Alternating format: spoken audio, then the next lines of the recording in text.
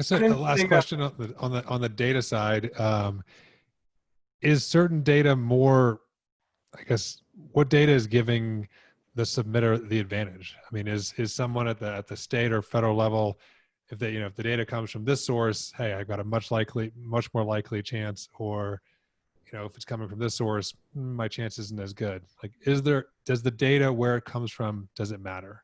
I think that Learn, Design, Apply it. I talked to them about this once, and it was really about the story. In fact, I talked to a gentleman in Bozeman that got money from the NTIA, and he said the same thing. It's the story, right? USDA, it's the totally the story. It's farmers, right? If you get letters from 15 farms, you're in with the USDA. That's the way it works. Agreed. The RDOF is not going to be like that, guys.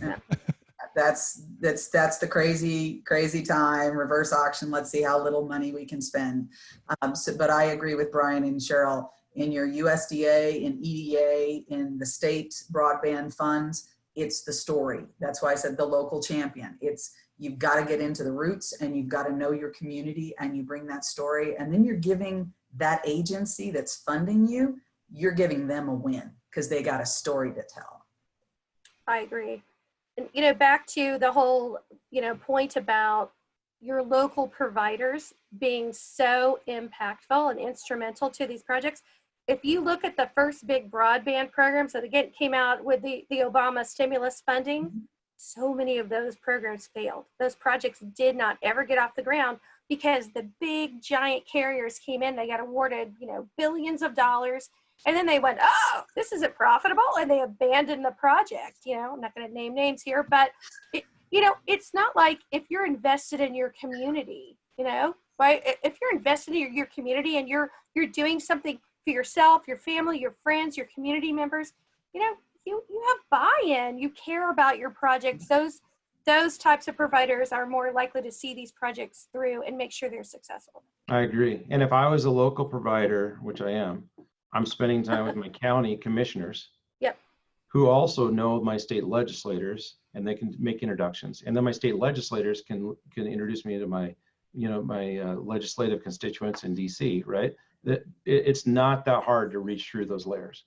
And in an election year, which was brought up earlier, this is a compelling story.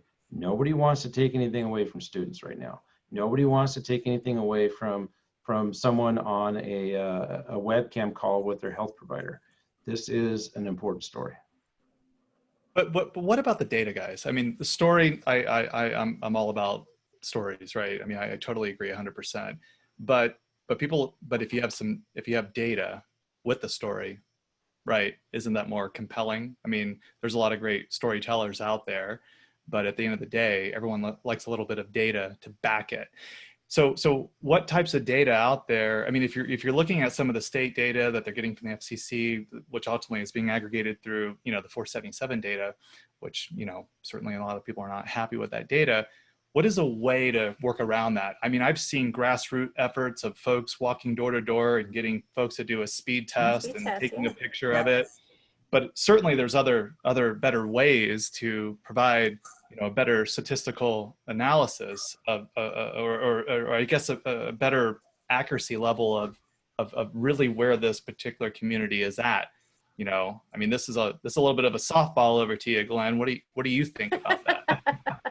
Well, if we basically do it as a pure policy wonk issue, it's the cost per installation per household. Yes. And the lowest cost per household is the winner from that point of view.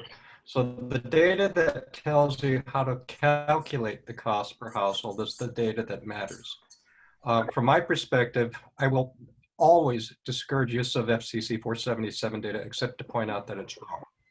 The data that matters is the geography, the terrain, the cost of doing trenching and boring, whether or not you've got good RF propagation characteristics. So you can model a network cost before you even start. And now you can rank order these, and this now becomes the priority list that you can hand off for those scarce dollars. There may be money flowing everywhere, but there isn't enough. So you have to basically get the most bang for the buck, serve the most people that you can for the money you have, and the data that lets you do that is the data you care about. So that's obviously a huge aspect, but what about also the piece to help if the 477 data is obviously not showing you what you'd like to see here and you want to argue it, what's the best lowest cost scenario to try and gather that data as quickly as possible?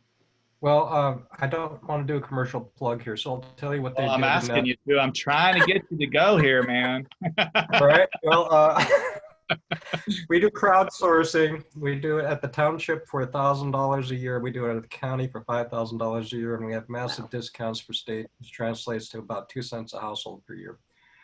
We've got one state contract signed. We've got another coming. We probably have about 15 counties or townships throughout the USA.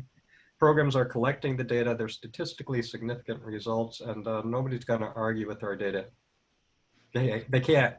The basic answer is, here we have 95% confidence interval. Show me yours. And it just can't be done.